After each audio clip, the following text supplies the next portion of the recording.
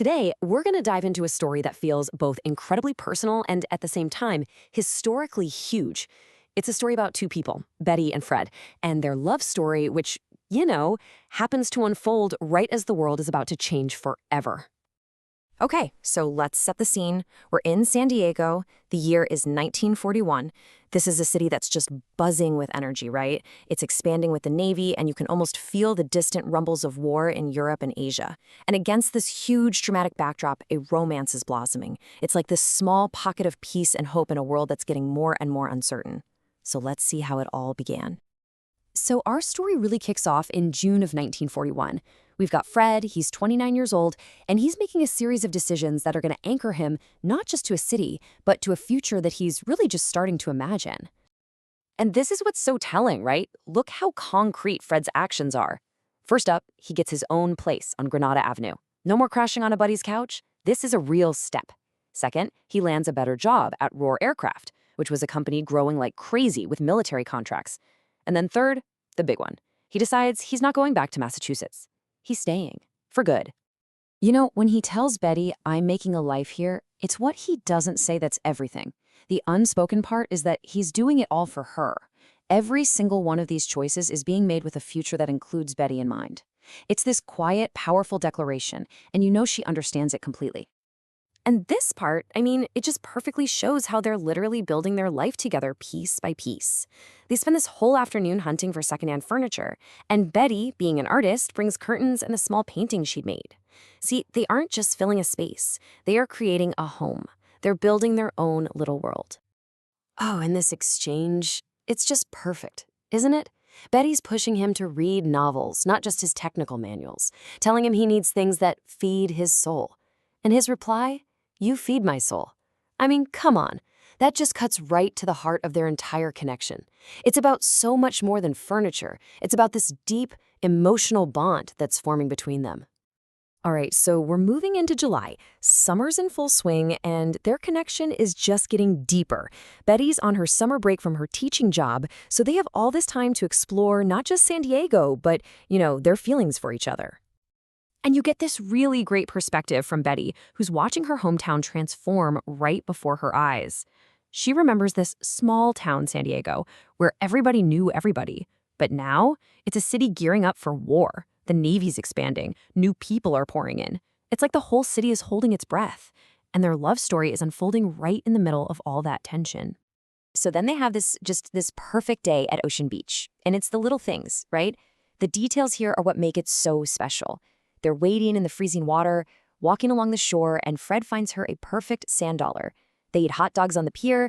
It's in these quiet, totally normal moments that their bond just becomes solid as a rock. As Fred says, everything just feels special with her. But here's the thing. Even in this perfect bubble they've created, the real world just has to poke its head in. Betty asks the question that's on pretty much everyone's mind. Do you think we'll get involved? They both know war is probably coming. It's this shadow that's always kind of there, hanging over their happiness, which makes these peaceful moments feel even more valuable. Which brings us to what is really the emotional heart of this whole story. Betty's 22nd birthday on July 30th. Fred has been planning this special evening for weeks, and he is determined to make it absolutely unforgettable. And wow, what a plan he puts together. He's thought of everything. The evening kicks off with a gift, then it's dinner at the fanciest hotel in the city, then a Shakespeare play at the Old Globe Theater, and it all ends with a surprise at the Spreckles Organ Pavilion in Balboa Park. And the gift, it's just so incredibly thoughtful. It's not just some random bracelet, right? It's got this tiny little artist's palette charm on it. It just goes to show that Fred sees her. He really sees her, and he picks something that honors who she is and what she's passionate about. It's a symbol of how well he knows and loves her. So picture this. They're at the U.S. Grant Hotel. It's this beautiful candlelit dinner, and the mood shifts. It gets a little more serious. Fred takes her hand and just says, "You've changed everything for me, Betty. You can feel the air is thick with all these unsaid feelings. It's setting the stage for what's about to happen." Okay, so after the play, they're taking this walk to the Spreckles Organ Pavilion. Stars are out. You can hear this incredible, massive organ music filling the air. And Fred just knows. This is it. This is the moment, the emotional peak of their entire story. And then he just lays it all out there. He tells her, I love you, Betty. I'm in love with you. And he goes on, I wake up thinking about you. I go to sleep thinking about you. Everything good in my life is better because you're in it. He's just putting his whole heart on the line. And Betty's reply, wow, it's just as powerful. Through tears, she says, I love you too. I've been afraid to say it, afraid of how big it feels. And right there, in that moment, under the stars, with that music all around them, everything is perfect. They found their foundation. Okay, so now we have to pull the camera back, because this absolutely perfect, intensely personal moment, it's not happening in a vacuum. It's happening on the razor's edge of a historical catastrophe. And all of its fragile beauty is defined by one single stark number. The number is 5. Just 5 months. 5 months until the attack on Pearl Harbor throws the United States headfirst into World War II. This perfect night, this beautiful declaration of love, it is one of the last moments of real peace they, and really the whole country, will know for a very long time.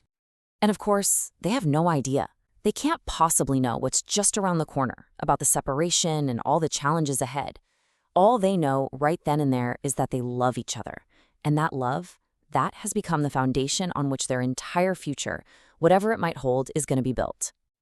And that really leaves us with a pretty big question to think about, doesn't it? When we look at the grand sweep of history, we usually focus on the big battles, the headlines. But this story is a reminder that history is also made of these quiet moments, a perfect birthday, a declaration of love. So how does one perfect evening really weigh against a coming storm? Well, maybe it's the very thing that gives us the strength to face it.